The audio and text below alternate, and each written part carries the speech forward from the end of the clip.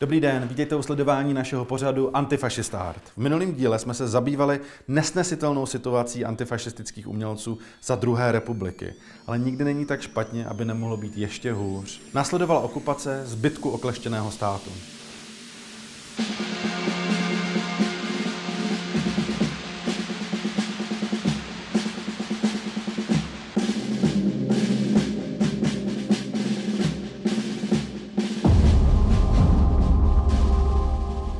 Března roku 1939 nacistická armáda zabrala českou část Československa a okamžitě vyhlásila protektorát Böhmen und Mähren.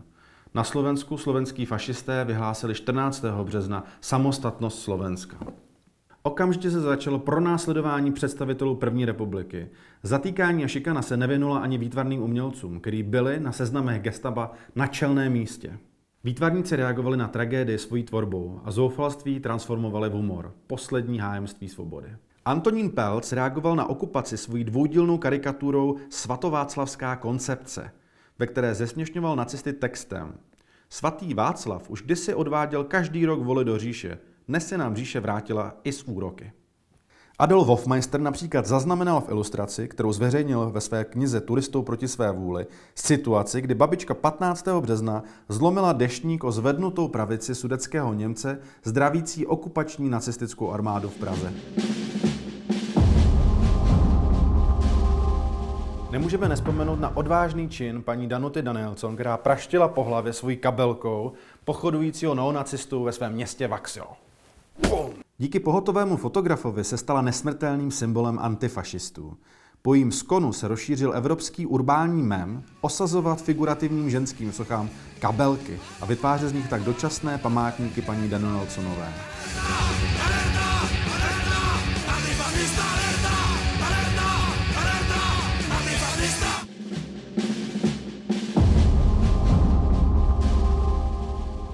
Zpátky do smutných deštivých březnových dnů roku 1939.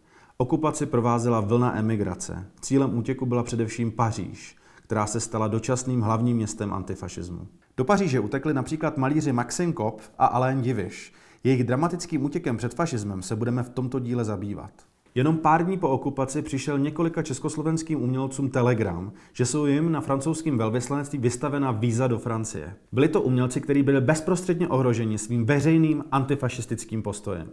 Básníci Laco Novomeský, Josef Hora, Vítězslav Nezval, spisovatel Ivan Olbracht a malíři a karikaturisté Zdeněk Kratochvíl a Antonín Pelc a Adolf Hofmeister, který byl všechno dohromady. Na Pelcovu a Hofmeisterovu tvorbu jsme se již v tomto pořadu několikrát zaměřili a v tomto díle se budeme věnovat jejich dobrodružnému útěku za svobodou. Umělci využili poslední šance a udělali velmi dobře, protože už 2 dny po okupaci začalo gestapo vyslýchat členy umělecké obce a snažilo se z nich zjistit všechny informace o pořádání antifašistických výstav. Těch se Pelc i Hofmeister hojně účastnili a čekalo by je zatčení a deportace do koncentračních táborů. V Paříži se všichni ocitli v nelehké a hlavně nestálé pozici běženců.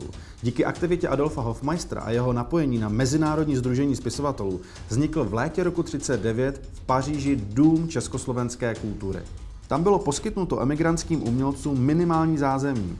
To ale netrvalo dlouho.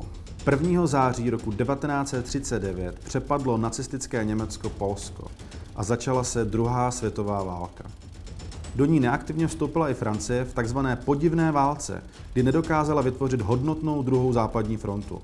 O to více začaly paranoidní francouzské úřady vypořádávat s takzvanými podezřelými a protistátními živly uvnitř státu, kam zahrnovali hlavně emigranty a samozřejmě příslušníky levice. Několik dnů po vypuknutí války francouzská policie provedla razy a zatýkání v Domě československé kultury. Přestože dům byl pod patronací exilové Benešovy vlády v Londýně, nabyli francouzskí četníci podezření, že se jedná o ústředí Československé komunistické strany. V souvislosti se zátahem bylo zatčeno 12 osob, mezi nimi 4 naši výtvarníci: Hofmeister, Pelc, Diviš a Kopf. Ti skončili ve smutně proslulé věznici La Santé. Zima roku 1939 až 40 musela být pro vězněné přímo úděsná. Přežít jim pomohlo teplé prádlo a balíčky, které dostali od svých krajanů. V ní Hofmeister vytvořil kresbu Monoir, kterou koloroval ingoustem, tabákem, čokoládou a špínou ze zdi. Alain Diviš si v celé napsal: Zdi v cele jsou špinavé a zašlé, oprýskané, pokryté skvrnami a plísní. Díval jsem se na ně celé hodiny, celé dny a noci. Když se na ně hledí dlouho, oživnou, mění se v postavy mračna, krajiny, skály a vodopády, zápasící obry, plující nestvůry, tančící skřítky. Kamínkem vylomeným ze zdi Diviš sám dokresloval tyto scény, přidával k nim další figury a jiné zase mazal. Celý jeho následující život a tvorbu zkušenost vazbou na samoce ve věznici La Santé pronásledovala.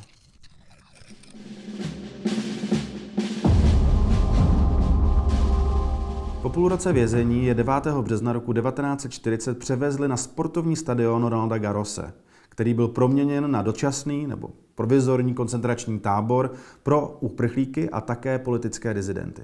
Vězni spali pod diváckými tribunami na zemi, jen na vlhké slámě bez přikrývek a sociální zařízení bylo katastrofální. Po několika týdnech přivezli hofmeistera Pelce, Diviše a Kopfa do pracovního tábora v Demingny v Normandii. Podzemní stadion vystřídali dřevěné baráky, kde internovaní bydleli nahromadě na patrových palandách. Trochu se zlepšilo i jídlo. Přibyla ale těžká práce. V táborech si umělci přivydělávali na cigarety a jídlo kresbou portrétů svých spoluvězňů. S tím, jak Hitlerova vojska pronikala do Francie, bylo koncem května roku 1940 rozhodnuto i o přesunu zadržovaných do Bazéns u Bordeaux. Místem jejich nuceného pobytu byla bývalá továrna na střelný prach. Němci 14. června roku 1940 obsadili Paříž a od 19. června už bombardovali Bordeaux. Až v této chvíli se rozhodli francouzští bachaři otevřít brány detenčního tábora a ponechat internované vlastnímu osudu. Kdyby je dopadlo gestapo, čekaly by je nacistické koncentrační tábory, proti kterým byly ty francouzské lágry jenom slabý odvar. Čtveřice československých výtvarníků na lodi L'Orient prchla do francouzského Maroka. Zde byli nejprve internováni do uprchlického tábora Ain Chok, ale nakonec byli propuštěni a žili v Casablance, v hlavním městě utečenců té doby. Antonín Pelc namaloval v Maroku soubor obrazů, které prodával i Čechům usazeným v severní Africe. Jinak ale jejich situace byla zoufalá, protože nebylo možné získat vízum do USA nebo Anglie a Casablancu opustit. A to v situaci, kdy v zemi oficiálně pod správou vičistické Francie Chile operoval Abwehr a gestapo.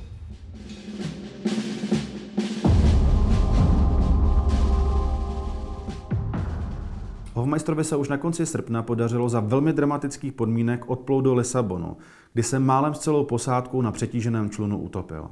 Z Lisabonu pak pokračoval dál do New Yorku s přesvědčením, že z Ameriky pomůže mnohem účinněji svým kolegům v Maroku.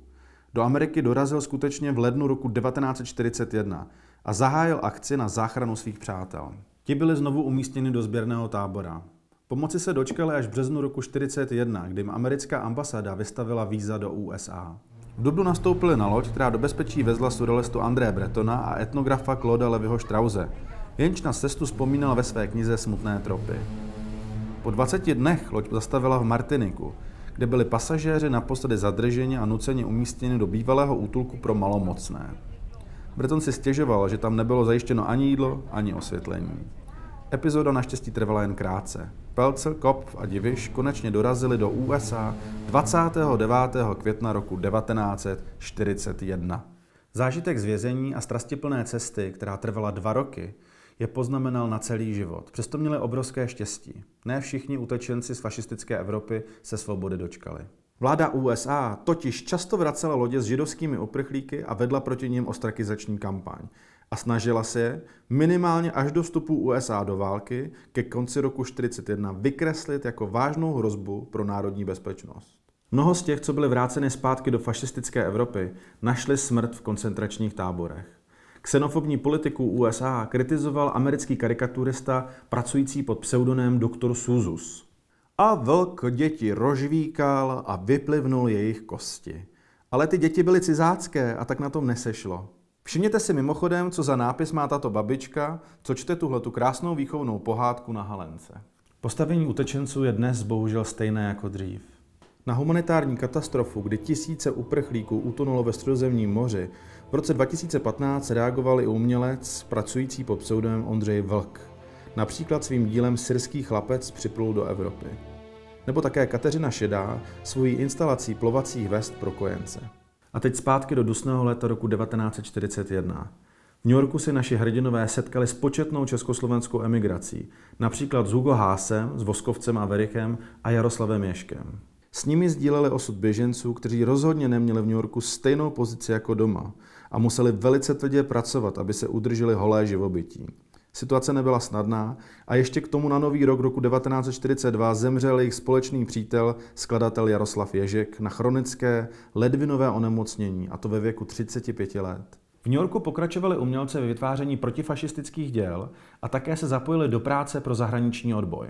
Hofmeister a Peltz měli v roce 1943 výstavu protifašistických plakátů War Caricatures v proslulém newyorském muzeu moderního umění MoMA. Byli prvními Čechy, kteří v tomto slavném stánku umění kde vystavovali.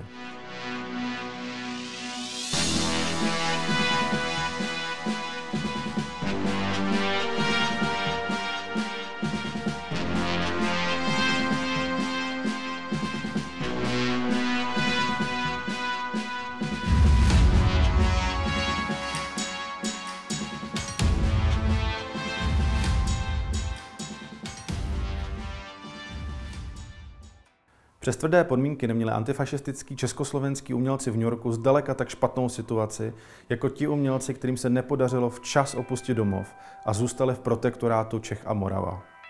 Těm a celému československému odboji se budeme věnovat v následujícím díle. Zůstaňte s námi a všechno moc imaginaci!